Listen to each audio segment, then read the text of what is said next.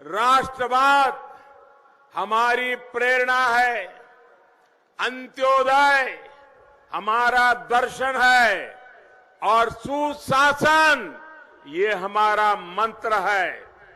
इसी भावना पर नए भारत के निर्माण के लिए हम देश के जन जन, देश के हर नागरिक की भागीदारी चाहते हैं। एक तरफ हमारी नीति to the prime minister same evening कि ये हमारी गलती से हुआ है, अगर हम एयरक्राफ्ट दे देते तो ये नहीं होता। तो उन्होंने मुझे कहा कि तुम अभी चुप रहो। और सत्यपाल ये भी कहते हैं कि उन्होंने ये चीज जाकर national security adviser Ajit Doval को भी बताई और उन्होंने भी इन्हें चुप रहने को कहा। इसके पॉलिटिकल पार्टीज को कहता है कि डिफेंस फोर्सेस के एक्शंस को लेकर अपना प्रोपेगेंडा करना बंद करें सारे पॉलिटिशियंस, स्पेशली लोकसभा की पॉलिटिकल कैंपेन्स के दौरान। उत्तर प्रदेश के चीफ मिनिस्टर आदित्यनाथ एक रैली कर रहे थे। इस रैली में ये इंडियन आर्मी को मोदी जी की सेना करके रेफर करते हैं। कांग्रेस के लोग आतंकवादियों को बिरयानी खिलाते थे और मोदी जी की सेना आतंकवादियों को गोली और गोला देती है।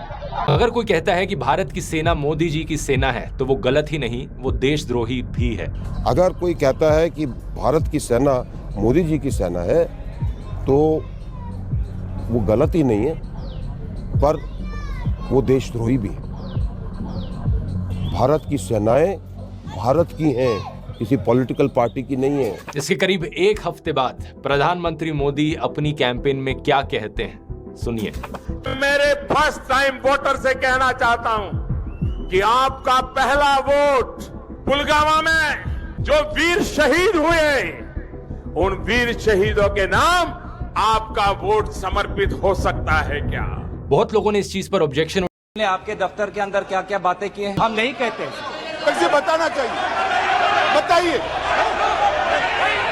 एक गंभीर आरोप है माननीय अध्यक्ष जी।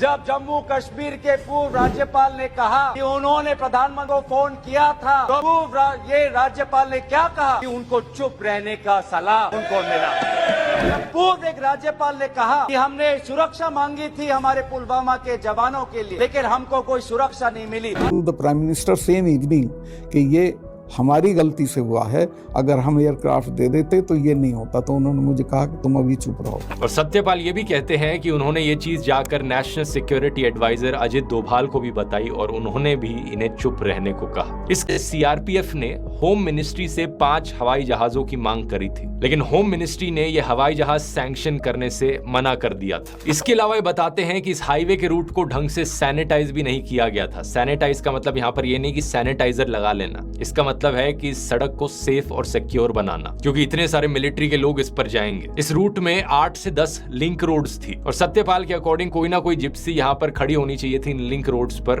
मैंड होनी चाहिए थी ताकि कोई और ना घुस पाए इस रूट में, लेकिन ऐसा कुछ नहीं किया गया। जो भी लिंक रोड है वो unmanned all of them, almost link road है अराउंड 8-10 8-9 लिंक रोड वो अनमैन्ड। सत्यपाल मलिक कहते हैं कि फिर उन्होंने ये चीज प्रधानमंत्री मोदी को जाकर बताई कि ये हवाई जहाज अगर हमने दे दिए होते तो ऐसा ना हुआ होता। प्रधानमंत्री मोदी जी को कबूल करना पड़ेगा कि उनकी डबल इंजन की सरकार, उनकी सरकार मणिपुर में व्यर्थ हो गई है, विफल हो चुकी है। उत्तर पूर्वांचल के राज्य असम और मिजोरम के पुलिस अफसर एक दूसरे पे गोली चला, ये आपकी राष्ट्रीय सुरक्षा की नीति है। अफसोस की बात है सर कि जो सरकार एक इंडिया की बात करती है, आज उन्होंने 2 मणिपुर आपने बना दिया। अगर मणिपुर जल रहा है तो भारत जल रहा है, अगर मणिपुर में आग लगी है तो भारत में आग लगी है, अगर मणिपुर विभाजित हुआ है तो भारत विभाजित